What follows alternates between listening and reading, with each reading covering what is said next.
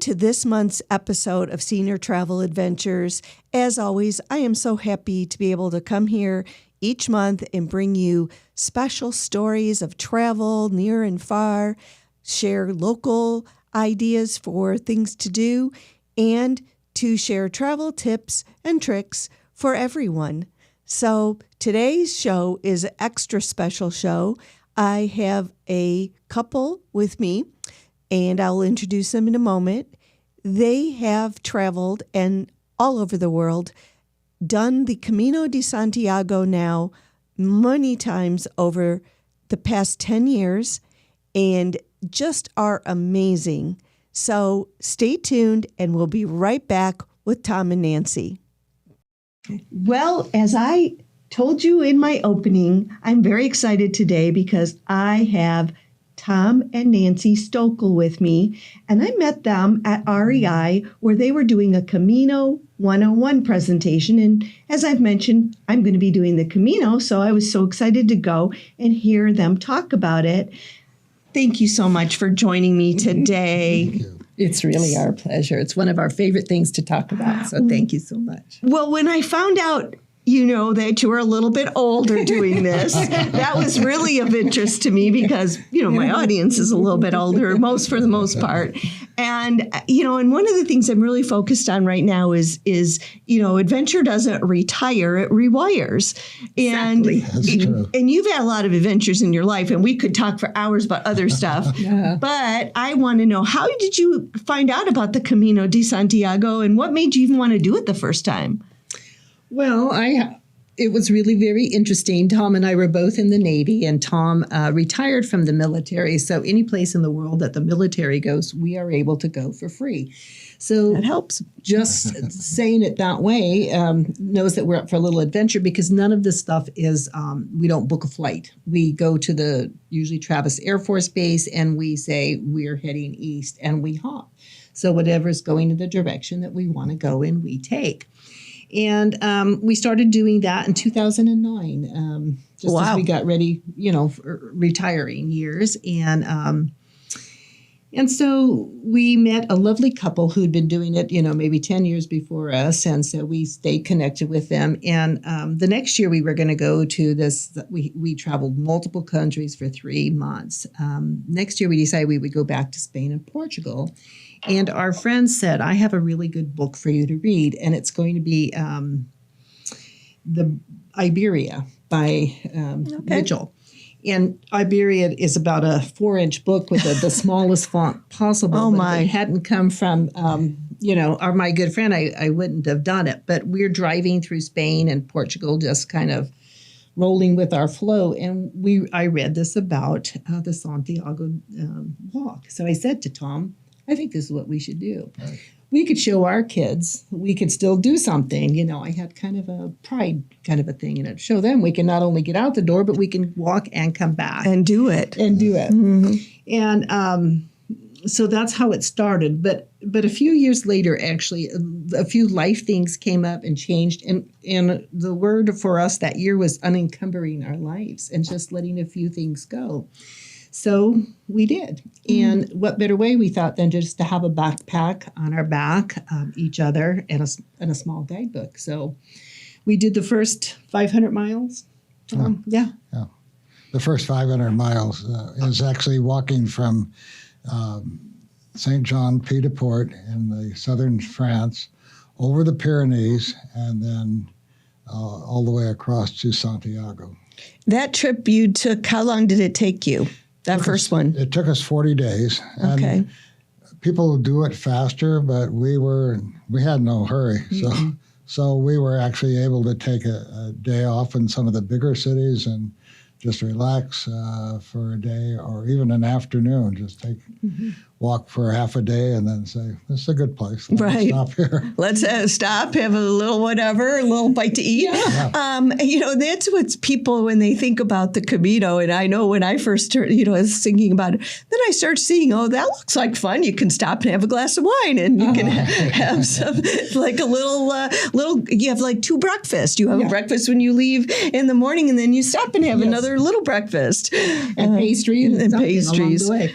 Yeah, it was really interesting. We figured it out, and I'm very thankful we did, because for us and our schedule, it was easy to do. You know, there's a guidebook that says you can walk so many miles in so many days, and it just took us less than a week to figure we did not have to do what the guidebook says. So we were sitting in a beautiful little village. We had the sun on our back and a breeze on our face. And Tom actually had a little cerveza. I try not to have my little vino, my wine, because I definitely don't want to. Right. Don't want to keep walking. We had a lovely little snack, and there was a beautiful little Casa Rural, a farmhouse. And so we stayed. And we said, we don't have to be any place. And it was really the beautiful beginning. And that's what is just so amazing about the Camino de Santiago in general, is just people get there and they're just taken by everything around them and the experience. So you loved it so much, you went back again. Every year, for about 11 years. Actually, we were probably not more than 5 or 6 days into the first walk when we decided that this was something we really liked to do. And so we began planning our next year's walk long before we actually finished the first year's walk. Wow. Mm-hmm. Well, it gave you something to talk about, too, every night, right? What are we going to do different next time? What are we going to do this time? But did the first year, did you run into any kind of hiccups, or was everything because you were so flexible that it was like, oh, well?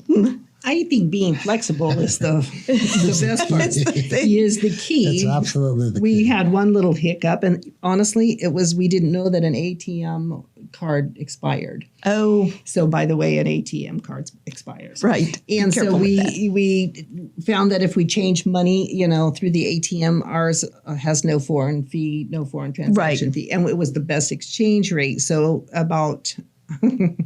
Well, on September 30th, everything was fine, but on October 1st, everything had changed. And so that was probably a hiccup. Anything else? No, that was about the only one. We spent the better part of a year planning it. Okay, So we seriously, we began hiking, got our boots and tried them out, and then the packs, the whole thing, just to really get the sense of it all. We read everything you could possibly read about it.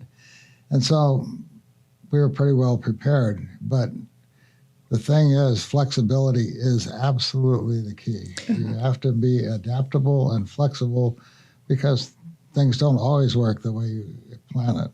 Well, and I think, a lot of times people, they get that everything always sounds better till you get places, right? And I love to travel, but I know that in my mind, sometimes stuff does happen, or you don't feel good one day, or in the case of the Camino, sometimes you're going to get blisters, or your shoe's not going to fit right, or whatever. You can get sick along the way. You can get you're sick. Not going to be in familiar territory. I think the one thing for us that happened that we realized is we're not really alone. We're on the road, and sometimes there's a lot of people, and sometimes there's not many people at all, but really we're not alone. And the kindness of strangers is really remarkable. I mean, I never felt that I was in any kind of situation that I was concerned or worried about. Somebody, even with language issues, was there to kind of help. So that part was beautiful. It was really beautiful. And what year? That was 2015? That was 14. 14. Mm-hmm. Okay. And so you went back, and every year you've done something, right? But you haven't done the same one. You've done different versions of the Camino. We do different versions. Mm-hmm. Okay. Sometimes we'll do a different version, and connect with friends who only want to walk a certain portion. So we may have walked it before, but and no matter where we are, they're always different, and yet they're always basically kind of the same. The things that I worried about the first year are not the things I worried about the second year. Of course, we're 10 years older, so there's a few things, different, but we're moving slower. And well, I know that we talked off camera, and you mentioned before it with the thing that, in the beginning, you stayed at the albergues, which are like hostels, and that's a little bit like, I'm not going to do that myself because that's just not me. But maybe if I was younger, I don't know, maybe.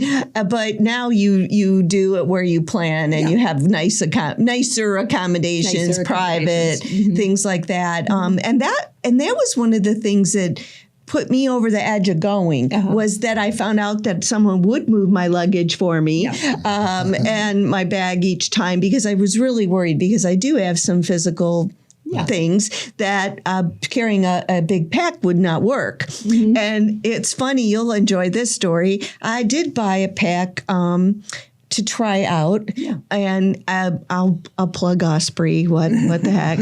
And I bought it from the REI outlet, so it came, and then I couldn't figure out all the straps and all the pieces. So I took it to REI and had the guy put it on me, and then he put the big sandbag with 10 pounds in it, and I was like, oh no, this won't work at all. But that's really good to do, is to try stuff out before you go, so that you don't get there in our, something's a problem. Yeah. I think that's a wise decision for anybody. And even though we pretty much are set and we have our stuff, we try it. We walk with them. We carry our stuff, and we make sure our shoes are in good shape, the whole thing, because it totally makes a difference. And it's not like we're in Spain or France or Portugal. These countries do have places, but sometimes they're not as easily accessible as they are before we leave. So it's easy enough. Right. Or, it's like somebody, we were talking about hiking poles or trekking poles. And, they said, in Santiago, there's a whole bunch and you can just go get them. Well, but they're not your poles. They're not the poles you've trained with. So I having done a lot of athletic things and prepping and being one of those people, I used to do triathlon. So I would have my triathlon kit all set up, and, I'd have everything laid out at the transition point, and some people would just wing it. I'm just not one. I'm not one that wings it. The beauty is that Camino is for everyone, and so is life, and so are adventures. So really, I mean, what my adventure is doesn't necessarily have to be yours. And as for Tom and I, as we age, our adventure changes. But it's the key is that we have an adventure, however we do it, and I don't think people judge you on that. No, we don't. So it's very lovely that you do get in lucky and lovely, but you worked hard in the military to get those privileges. But that does change a little bit when you can just fly if you go and fly off. Now, are you on big military transport planes? Absolutely. Or so you're like in the back part where they have the strap? You see the big C-17s or the C-5, the big Air Force transports. Those are typically what would fly. And for us, it isn't so much that it's free. It is free, but it's part of the adventure. It's part of the adventure of going, is that you really do relinquish this need to have everything planned down to the minute. We go to Travis and literally get a room there and start watching for flights, and then try to get one of them that we want. And sometimes we'll get all the way across the country. Sometimes we'll only get halfway across and then take another flight. But we consider that part of the adventure. If we had, and I think that's part of why we actually are so comfortable with the Camino, is it's the same thing. We usually try to plan a place the night before or the day before. And usually we get what we want because we go in an off-season time. Right. But there have been times when we've arrived at a place and we had to use a dorm room. The dorm room is just a bunch of bunks. So, but the first year we wanted to try everything. So we did the everything from sleeping on a mat in a convent to a nice, very nice room, private room. But we wanted to try everything because we'd heard about all these things and see what they were like. And then, as we have said, we made our decision that for us, we typically try to find a private room with a bath, and that's. And we usually get it. And so and like you said, on the off season, and I know right now, I'm on a bunch of different social media groups, and there's one called Slow Strollers on the Camino, and I like that every day they're posting how many people come through the Compostela. I'm like, 3,000. One day it was 3,000. And, and of course, I'm doing the final stage, which is the most crowded. That's the Soria to Santiago. And so, I'm prepared for that, but I am going in the off season too. Yeah. I'm going actually towards what they consider the end, I guess. Because I guess it's a lot of the albergues and things in November start to roll up their stuff. So I didn't know that when I planned it. I was actually stringing a couple trips together. And so I backed up from one trip to start the Camino and finish it so I could just go on to the next trip and going to Morocco.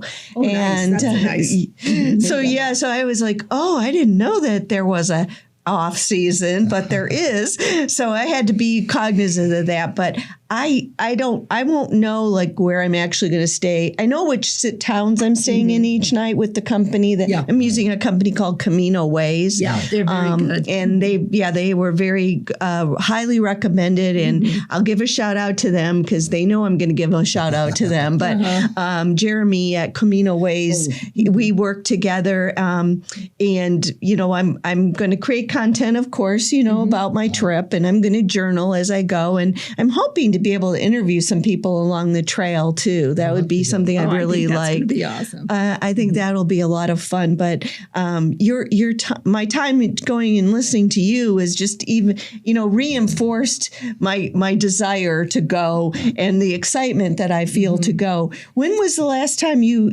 I know you said you didn't do anything recently, but when was the last? We went last October. Okay. Usually we go in the fall. Okay, so that's where I'm going. So usually in the fall, we take a couple of months and we'll be leaving sometimes in September. We did the part of the French way, but north of Saint-Jean-du-Piporte. We went up to Le Puy, which is really a beautiful walk. Very different walking so much in France as opposed to Spain, and very beautiful, but in a very different way. So not as many people, certainly, but different landscape, but same ancient architecture. So it was really beautiful. All of the beauty there. When you were, do you feel like the Pyrenees part was one of the hardest parts you did? Yeah, it was hard. It was funny. The day before we went to the church, the Notre Dame church, and they had a choir that was there, and the choir was singing, and we sat behind a group of young people. So we chatted with them, and they go, "Oh, yeah, we're leaving tomorrow." And we go, "Oh, we're leaving too." And they go, "Are you going over the top?" And we go, "Yes." "Are you?" And they go, "No, we're going around. It's too hard to go over the top." So I looked at Tom. I go, "Did we make a mistake?" No. And then we said, "You know what? For thousands of years, people have gone over the top. They didn't go around. That's true. We could do it." And it was an arduous day. But I said to myself once we did that, "Oh my gosh, we could do anything." Right. If you can cross the Pyrenees, I think that's probably pretty good. We did it. And it was windy and cool and hot and rainy and all that in one day and 20-something miles. But we did it. Right. And you did it. And that's the thing, the pride of saying I did it, right? Right. And we can do anything. And you can do anything after that. So I know it's going to be hard for you to pick this out when I ask you this question. Favorite, just all-time favorite piece. You're totally right. It is very hard. I know there's a lot of great ones. So how about a couple standouts? Our usual response is our favorite is the one we're on at the moment. Okay. Fair enough. But I would say probably our most epic adventure was when we did the Via de la Plata. And we started in Sevilla. It was over 800 miles we walked. And we did it March, April, and May.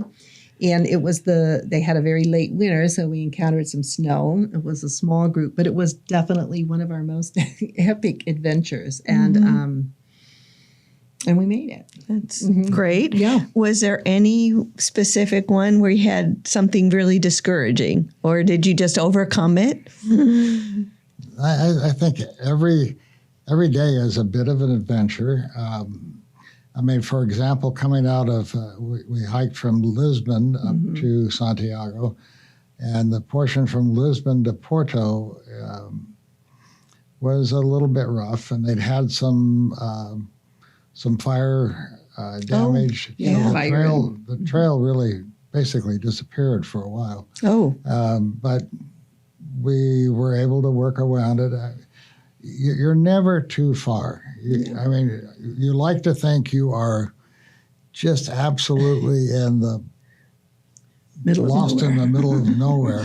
but then somewhere you'll hear a truck go by. Right. I mean, because there's a highway that's not too far away, too many miles away, or so you're never really lost. Never really lost. And with the GPS and a little bit of understanding of navigation, you can find. We found our way around. Yeah, I literally ended up right where we wanted to be. So well, that's good. That's good because that was something too. That was a few years back, right? They had those really terrible fires in Spain, and that probably did curtail some people's caminos. I think the other part of that too for us was, was our second walk, and so here we are. We're all pumped from the beauty of what we had just seen, and it was hard. But this is kind of a spiritual aspect for me. But the beauty was not necessarily around me; it was the beauty that was at work within me. And so I find myself when I'm on a walk, I have these times to contemplate things, and I'm not distracted by all the things that still distract me when I'm home. So I would say it was beautiful, but if you walked it, you go, what was she thinking? Because it's not. But in your head, because you're in your own head. Yeah, it was really beautiful. And so I do have, so you mentioned to me before that you have 8 children, of course, adults.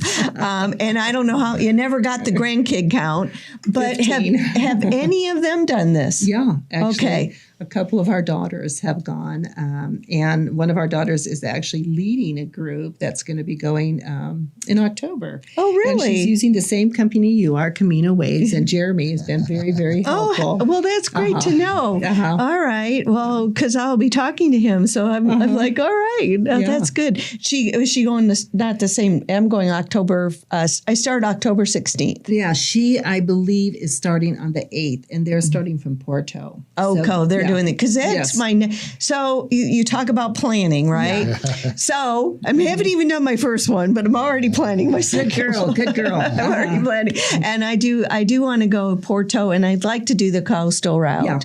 And in fact, originally I was planning to do the coastal route, but then I got a little nervous about the distance and the daily distance. Yeah. And that was one of the things about Camino Ways that drew me to them is they had what they called the easy walk version, where I could go take the 10 days to walk versus the 7 days. Because a lot of people on the final stage, it's usually a 6-7 day thing if they're going on their own and doing that. And I mentioned earlier albergues. And so for my audience, if you don't know what that is, it's similar to our hostels. They have dorm rooms. They might have some private rooms or some smaller rooms. Typically, you eat in a communal style. Part of that, to me, is part of that Camino experience. So I'm a little bit like, well, I'm going to miss that. But hopefully I'll make enough friends that I won't need to have the communal meal experience. But you mentioned also, too, that early they don't eat until like 9 or 10 o'clock in Spain. And I'm asleep by then. So they do have pilgrim meals. Yes, they do. And I found out all about pilgrim meals. So, of course, I've been doing a lot of my own research, too. So what's next on your plate? Anything, or are you just contemplating? We are working on, we started in Le Puy, France, and we had planned to walk about 300 miles. And Tom's brother was ill, and we got a notification that he would like us to come and be with him. He passed. So we left in the middle, almost the middle. And so I think that'll be our next walk, is we will go where we left off. And finish. Pick up there. Finish. It's about 600 miles, this piece we're doing. And so we'll probably do another couple hundred miles next year. It's still in the works. So but the thing is that you can continue to do this. I mean, it's really just one foot in front of the other. It's if you can do that, and you're going to be fine. And so what we have done in acknowledging age, which Well, which is a Tom, good thing. I know how old you are, but I don't want to ask a lady her age. So, but I do want my audience to know you're 84, right? I'll be 84 this year. He's going to be 84, and he's going to still keep going. Yeah. So, Yeah, most of the time I'm one of the older ones out. Most of the time. well, I saw some pictures of somebody who was 90. Yes. I think there was even somebody potentially older. But yes, our brain is much younger than this part, right? And I'm finding that out in already that, my brain thinks I'm 40 and I'm going to go out and run a marathon. Not going to happen. But I want to. What we've done is we average typically about 2.5 miles an hour. Okay. And that includes breaks. Yeah. So if you're walking a 15-mile day, then that's 6 hours of walking. Or if you're walking at 10 or so, then it's reduced accordingly. So it's a little less time, but that's pretty much it. Our packs are really, really light. We're at 20 pounds. We have used the service sometimes, and so then we're carrying really just a day pack, which you want to have your raincoat, rain gear water, in there snacks. for sure. some water, some snacks, sunblock, a hat, all those things. Absolutely. All those things. Yeah, but it's but really you can just do it. I mean, walking is easy. Well, and that's another thing is part of this show is all my shows are to encourage, empower, and educate that you can do things. We're not ready for the rocking chair quite yet. We like to sit in it sometimes. Yes, we though. do. Sometimes we do daydream We need to sit every now and then and sit there. But that's not our main thing. And in fact, you're not even really retired. Not really. Well, our time is over. It's been so much fun to have you, and I'm so thankful that you would be able to come here today and sit with me and tell me all these wonderful things, and how exciting. And I'm looking forward to hearing about when you get back to France and start again. That'll be fun. We'll talk about that maybe then. All right. Well, stay tuned. Well, thank you for watching today, as always, and I really appreciate you coming and tuning in each month and each episode as I share my travels and the travels of others. Please be sure to hit that subscribe button on YouTube. I am just inching along trying to gain followers, and as you know, I do this as a volunteer. I don't get money for any of this. This is a labor of love for me, but when I get more followers, I get more tools to work with on YouTube and get more traction. So please make sure you do hit that subscribe button. And take care and travel safe.